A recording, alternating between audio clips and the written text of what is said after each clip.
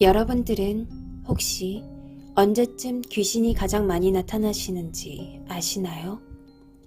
그리고 귀신에게 가위를 가장 많이 눌릴 때는 언제인지 아시나요? 저와 똑같이 느끼시는 분들도 있으시겠지만 그렇지 않은 분들도 있으실 수 있습니다. 제가 생각하는 기준으로는 새벽 4시쯤 귀신이 가장 활발히 활동한다고 생각합니다. 그 시간에는 대부분 사람이 자고 있을 시간이거나 또 길거리나 밖에서 차나 사람들이 많이 돌아다니지 않는 시간이기도 합니다. 또한 귀신에게 가장 많이 가위를 눌릴 때는 사람이 면역력이 약해질 시기라고 느끼는데요. 특히 감기 몸살 등의 정말 끙끙 앓는 병에 걸렸을 때 귀에서 삐 하는 소음과 함께 많이 눌리곤 했던 것 같습니다. 이번 이야기는 비슷한 증상을 느꼈던 허스의 어릴 때 이야기라고 합니다. 이 이야기는 귀신하고 관련된 그 이상하고도 특이했던 경험에 무서운 이야기라고 합니다. 그럼 이야기를 시작하겠습니다. 안녕하세요. 저는 허스입니다. 제가 어렸을 적, 즉 초등학교 6학년 정도의 시절이었습니다. 초등학교 6학년이라고 하면 한참 어린 나이라고 생각하실 수도 있지만 웬만한 사회물정은 다 아는 나이이기도 합니다. 제 가족은 저와 고모, 그리고 아버지, 이렇게 세 가족이었는데요. 아버지는 어선잡이를 운영하는 선주셔서 거의 1년에 한두 번 얼굴을 볼까 말까 할 정도로 얼굴을 보기 힘들었습니다. 그런데 왜 가족에 고모가 포함되냐고 물어보시는 분들도 계실 텐데 아버지가 바다에 있는 시간이 길었기도 하고 고모는 직업이 무당이었기에 결혼하지 않는 미혼이셨고 어린 저를 돌봐주시는 보호자 역할을 해주셨습니다. 저는 어릴 적부터 호러, 공포 영화를 굉장히 좋아했으며 그 유명한 주온이나 착시나리 등을 라면 먹으면서 볼 정도로 자주 봤다고 하면 어느 정도인지 짐작이 가실 겁니다. 저희는 특이한 게 집에 무당집과 구멍가게 같은 마트를 2개 운영하였고 집의 입구가 2개로 나누어져 한쪽은 고모의 집, 한쪽은 제가 살고 있는 집이었습니다. 오래된 주택에 마당이 있고 그 분리된 2개의 주택이 붙어 있다고 생각하시면 됩니다. 저는 아무런 어른들의 통제된 삶을 살지 않았기에 밤새도록 영화를 보거나 게임을 하였는데 게임은 거의 좀비를 죽이거나 귀신집에 들어가서 탈출하는 게임이었고 영화는 늘 호러, 공포 영화를 보았습니다. 다행히 제가 다니는 초등학교는 우리 집 바로 앞에 있어서 학교에서는 거의 엎드려서 잠을 잤던 것 같습니다. 밤마다 제가 있던 방 옆에서 이상한 소리가 들리곤 했는데 그 소리의 정체는 밤마다 고모가 구슬하거나 방울을 흔들거나 쿵쿵 뛰는 소리가 들렸던 것 같습니다. 그래서 한날은 고모한테 궁금해서 물어보았습니다. 왜 무당이 된 거야? 라는 말을 하자 집안 내력으로 신기가 있어서 신내림을 받아야 하는데 아버지는 가족의 생활비 때문에 그리고 집안에서 했던 일이라서 어선잡이 선주를 해야 하는 상황이고 남은 사람은 자신밖에 없었다며 그래서 무당을 선택할 수밖에 없었다고 했습니다. 그때 당시에는 아무런 생각이 없었지만 지금 보면 딱하거나 안쓰럽다는 생각이 들기도 했습니다.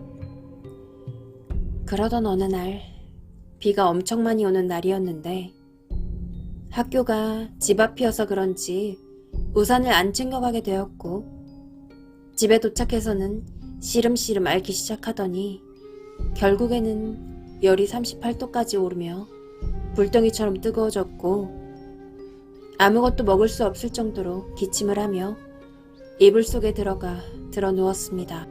그런데 계속해서 문 앞에서 누군가 노크를 하는 소리가 계속해서 들리기 시작했습니다. 한참을 생각해보니 고모가 노크를 한 적은 한 번도 없었던 것 같습니다. 사실 초등학교 정도의 꼬맹이가 조용하면 사고를 치는 것이라고 어른들은 느끼기에 거의 대부분 이름을 말하면서 문을 열고 들어오는 경우가 대부분이었기 때문입니다. 그래서 뭔가 이상하다 싶어 방문을 여는데 아무것도 없었습니다. 그래서 에이 뭐야 하면서 문을 닫는데 문을 닫자마자 저는 무엇인가를 보고 진짜 손가락 하나 꼼짝할 수 없이 굳어버렸습니다. 그 정체는 색동옷 저고리를 입은 남자였는데 눈동자는 마치 아무 색이 없다는 듯 새까맣고 머리에는 알 수 없는 모자를 쓴 채 저를 쳐다보며 천천히 허리를 숙이면서 다가왔습니다. 아무리 공포 호러를 좋아한다지만 실제로 그런 것을 본 적이 없었기에 저는 두 눈을 꼭 감고 주저앉아 있었고 고모의 말소리가 들리며 문 열리는 소리와 함께 허스야 이제 눈 떠도 된다 라는 말과 함께 눈을 떴을 때 아무것도 보이지 않았습니다. 그런데 더 이상은 나타나지 않겠거니 생각하며 지냈는데 그날 밤도 게임을 하다가 늦은 새벽 시간이 되었고 뭔가 그때처럼 귀에서 삐 소리가 들리며 컴퓨터 시간의 시간은 새벽 4시였습니다. 그러면서 문을 노크하는 소리가 또 들리기 시작했습니다. 그래서 저는 고모를 미친 듯이 불렀고 고모가 도착하자 그때서야 안정감을 느끼며 고모에게 안겨 말했습니다. 사실은 새벽 4시만 되면 귀에서 알 수 없는 이명소리가 들렸다고. 그리고 누군가 계속 이 방문을 노크한다고 말을 했고 그 정체의 모습을 자세하게 설명하자 고모는 분명 놀란 것 같았지만 내색을 하지 않으려고 노력하며 자신이 해결해주겠다며 걱정하지 말라는 말을 하였습니다. 그리고 그날 밤부터 고모의 방에는 아침이든 밤이든 매일 촛불이 켜져 있었으며 고모는 그곳에 앉아 무엇인가를 중얼거리며 열심히 기도하였습니다. 그렇게 3일이 되던 날 고모 방에서 이상한 일이 일어났습니다. 그건 바로 분명 혼자 있는 고모 방에서 2명의 목소리가 들리는 것이었습니다. 목소리의 정체는 한 명은 고모의 목소리였고 하나는 정말 굵은 남자의 목소리였습니다.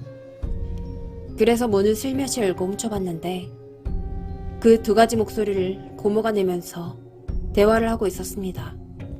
그 아이는 벌써 어린 나이인데 나를 보고 느낄 정도면 탐이 나는데 그 아이는 절대 손대지 마세요.